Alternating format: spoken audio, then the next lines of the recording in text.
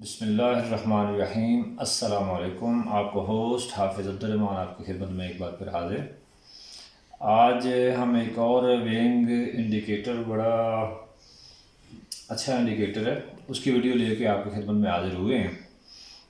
सबसे पहले हमारे channel calibration world YouTube channel को सब्सक्राइब करें, उसको लाइक करें, बेल आइकन के बटन को ज़रूर प्रेस करें ताकि आपको हमारी हर आने वाली वीडियो जो है वो बर वक्त मिल सके।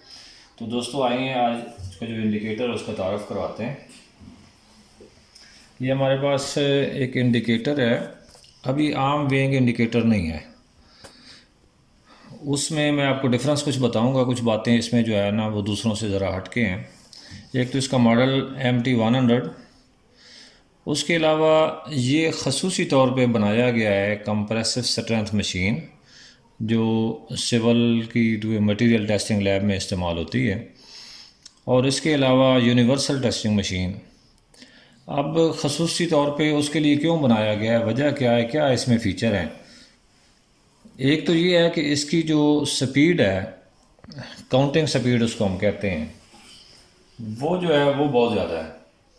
यानी ये सेंस जो है वो बड़ी तेज़ी से करता है। आम जो वेइंग इंडिकेटर होते हैं, क्योंकि वो स्केल पे आपने वेट रख के तो उसको टाइम देना होता है, तो वो तो चल जाते हैं, उसकी आम स्पीड जो है वो इस्तेमाल हो जाती है। लेकिन यहाँ पे जो कंप्रेसर स्ट्रेंथ मशीन या UTM है, आपको पता है इस पे लोड जो है वो मोटराइज मशीन होती है, उससे मोटराइज के हिसाब से उसको लोड मिलता रहता है। तो अगर तो वो आम इंडिकेटर होगा तो वो उस लोड पे पहुंच नहीं सकेगा। यानी आपका अगर सिलेंडर है वो क्रश हो जाएगा और आपकी रीडिंग पीछे रह जाएगी, इस तरह वो सिलेंडर फेल हो जाएगा। आपकी रीडिंग एक्चुअल, हालांकि लोड ठीक आ रहा है, लेकिन वो क्योंकि स्लो है, वो इतनी तेज़ी से उस लोड को जो है वो पहुंच नहीं पाता। तो इसलिए ख़ास इसके लिए इस जो इंडिकेटर को वो बनाया गया है, ताकि ये आपकी सही टेस्टिंग और सही एक्यूरेसी जो है, जो रिजल्ट्स हैं आपके, वो आपको इस इंडिकेटर पे मिल सकेंगे। मार्केट में आमतौर पे लोग यूज़ कर लेते हैं वो आम वेइंग इंडिकेटर भी, और इस चीज़ का ख्याल नहीं रखते। तो वो अक्सर जहाँ पे वो मशीनों को लगा के दे देते हैं, तो वो सामने डिस्प्ले पे तो नज़र आ रहा होता है कि वो रीडिंग चल रही है, या कैलिब्रेशन करते हुए हम स्लो उसको करके कैलिब्रेशन कर लेते हैं तो वो रीडिंग बिल्कुल बराबर होती है। लेकिन जब आप टेस्टिंग में जाते हैं तो उसमें जो है वो काफ़ी जो है वो डिफरेंस आ जाता है। इसलिए इसको जो है वो ख़ास तौर पे कंप्रेसर स्ट्रेंथ मशीन और UTM के लिए वो बनाया गया है। तो आइए दोस्तों, अब ये देखते हैं कि इसमें कैलिब्रेशन का प्रोसीजर इसका वो क्या है। सबसे पहले हमने इसकी बैक पे वो बटन दिया गया ऑन ऑफ, उसे ऑन कर लेते हैं।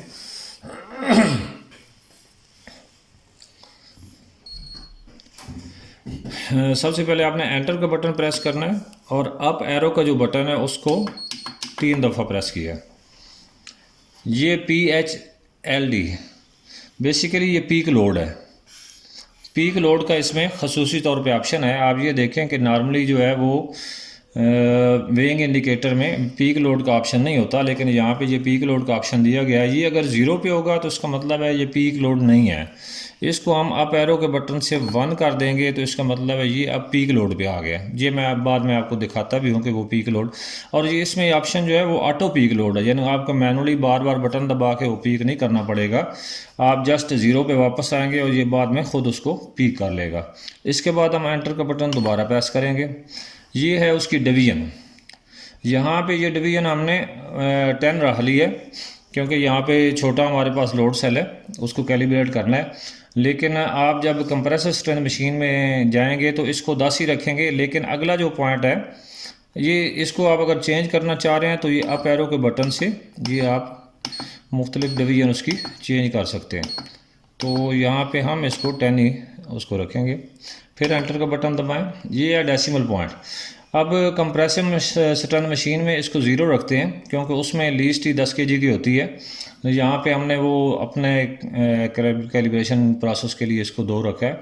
यानी इसका मतलब है कि इशारिये के बाद कितने डिजिट शो करेगा। तो ये पॉइंट यानी इशारिये के बाद 2 डिजिट शो करेगा, इसको हमने सेट किया। इसको भी आपने अगर चेंज करना है तो अप एरो के बटन से उसको आप चेंज कर सकते हैं। फिर एंटर का बटन दबाएंगे, ये उसकी आ गई टोटल कैपेसिटी।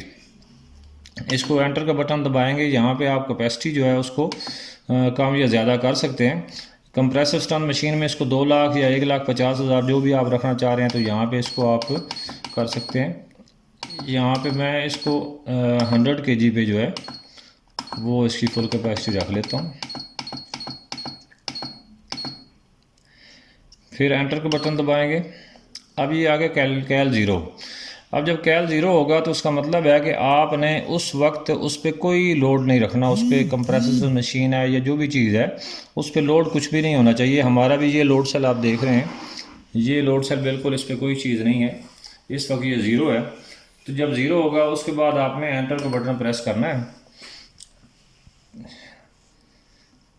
इसने कैल ज़ीरो जो है वो एक्सेप्ट कर लिया है। उसके बाद ये स्पैन पे आ गया है। स्पैन कैलिब्रेशन को आप पहले एंटर का बटन दबाएं। यहाँ पे आपने वो लोड लिखना है जो आप उस मशीन पे या उस किसी भी चीज़ पे जिसके साथ आपने इसको अटैच किया हुआ है उसके साथ लगाएंगे। तो आपने जो लोड उस पर डालना है वो यहाँ पे लिखेंगे। इस वक्त मेरे पास जो है वो 10 kg का वेट अवेलेबल है, तो मैंने 10 kg लिख दिया है।